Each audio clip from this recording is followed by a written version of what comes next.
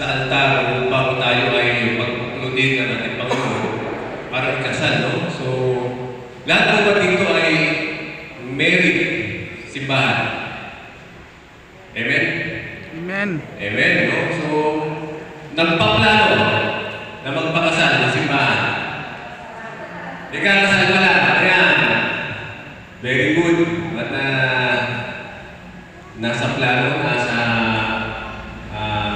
tamang no? Sa tamang landas na tungo sa pagiging Christian couple. No? And may I ask ko kung sino po dito yung mga kasal na 1 year to 5 years. 1 year. Sa civil, okay, 1 to 5 years. No? Yung 1 to 5 years po, yung mga bago-bagong kasal. Ilang years na kayo, brother? Ilan taon na po? 2 years. May anak na.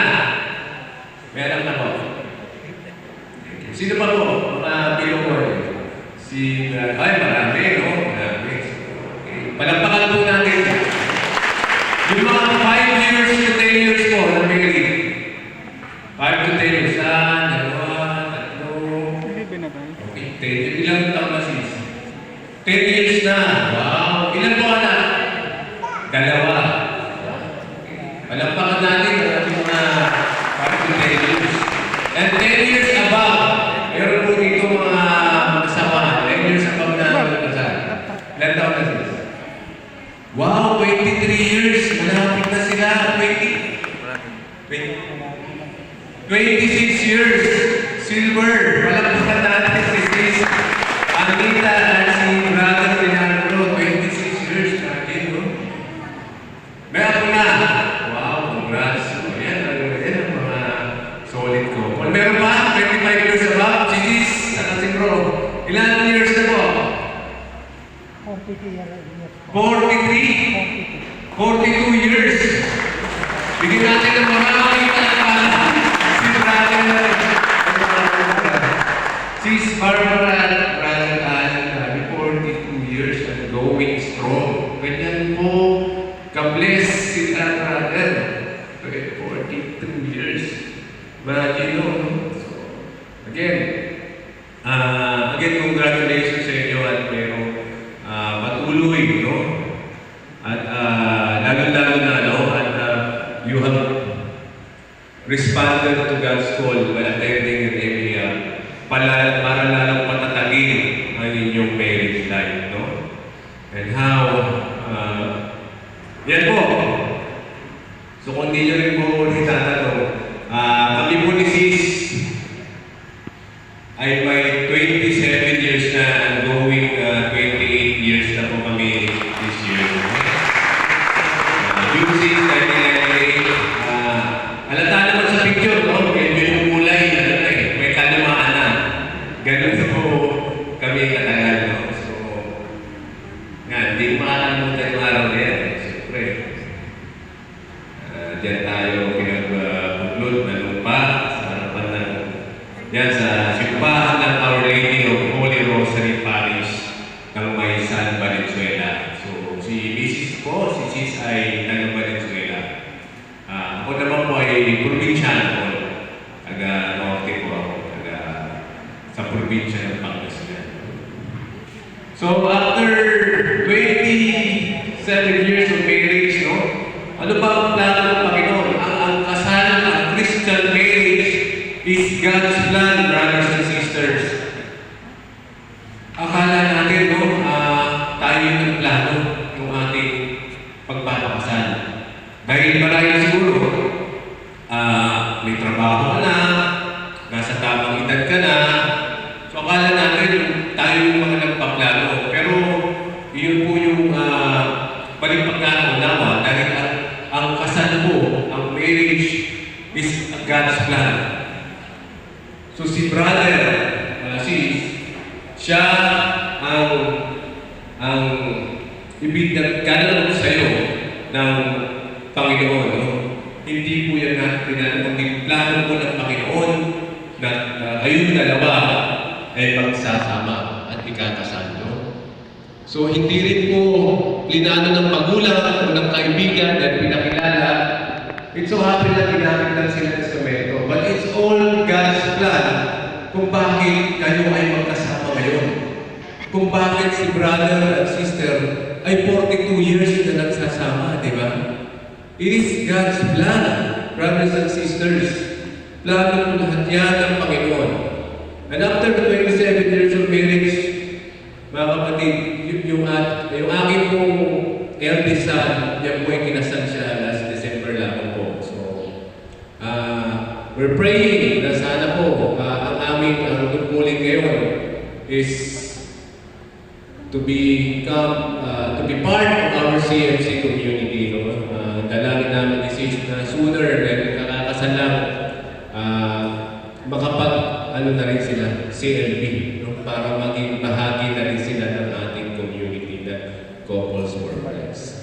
So yan po ang aking pamilya, yung lalaking nakaputi, yung po aking pangalan na anak, si John Carl, yung aking, yung lalaki na nasa aking tabi, si Gerard, yung aking pangalawang anak, of course, si Leia, aking manugang, at si Stevie, at yung punso kong anak, si Bianca. So after 27 years, yun, nagkaroon ako ng anak na kinasal na rin sa harapan ng simbahan. No? Because it's all God's plan, brothers and sisters. Kaya doon sa book of Genesis, so God created man in His own image. Male and female created He them. No? Dahil plano ng Panginoon, mga kapatid, and God blessed them, and God said unto them, be fruitful and multiply. So humain kayo, no? At magpakarami. No?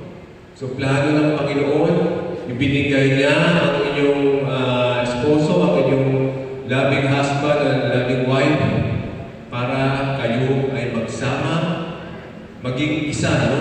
We become one. And replenish the earth and subdue it and have dominion over the fish of the sea and over the fowl of the air and over living things that move upon the earth. So plano lahat po yan ng Panginoon para sa atin. The Catholics, we start our life together with God in the picture. Many do not fully understand God's plan for their marriage. Yun nga po nung nabanggit ko kanina, no? So akala natin tayo yung may plano ng ating pagkasal. We thought that yung ating preparation, yung ating decision na magpakasal sa ganung edad, sa ganung taon, akala natin plano natin. No? So, yun po pala yung isang misconception. But it's all God's plan, brothers and sisters. So, ginusto po ng Panginoon na sa taon na yun, sa araw na yun, kayo ay makasal ng iyong loving husband or wife. No? But Christian marriage, brothers and sisters, is at the very center of God's plan for mankind. So yan ang ultimate plan ng Panginoon na mula nagkaroon tayo creation ng man and woman, no? Binigyan niya si Adan ng Eva, no? para maghari dito sa lupa upang sa katuparan ang kanyang plano na maging iisa ang husband and wife ang mag-asawa. And the vocation, brothers and sisters, bilang Christian couple is to know, love, and serve God. No? So, nararapat, brothers and sisters, na kilalanin natin ang ating Panginoon. No? Kilalanin, mahalin, at paglingkuran. No? Especially dahil dito sa community, lalo-lalo na sa atin na bilang CFC couple. No? Mahalaga na makilala kilala natin ng tama ang ating Panginoon, mahalin at maglingkuran tulad ng kanyang utos, no? In the New Testament, no? Love God, no?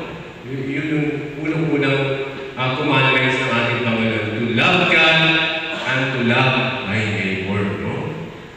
And brothers and sisters, we are men and women for others. Lalo-lalo na CFC couple po tayo. Ang pagiging CFC couple ay hindi natin po yan sasarilin, no? We have to impart, kailangan pong ibahagi natin itong ating married life sa ibang mag-asawa pa.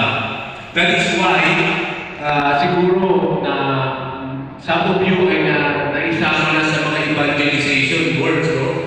Yung nag-i-invite tayo sa mga community natin to join the CLP para hindi na naman para makilala ng community ng CLC, but really to bring them closer to God, no?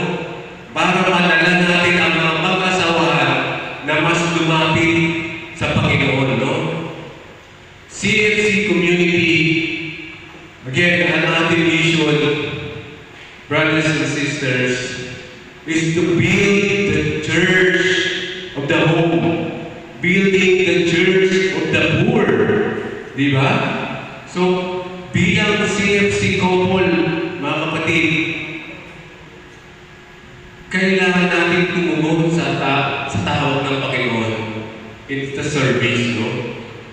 Maging household leader pa kayo ngayon, or eventually, you may become a unit leader, or ano man ang magiging role na ipagkaloob sa atin ng ating Panginoon. We have to be part of that and maging bahagi tayo sa pagpapalakas ng ating tahanan.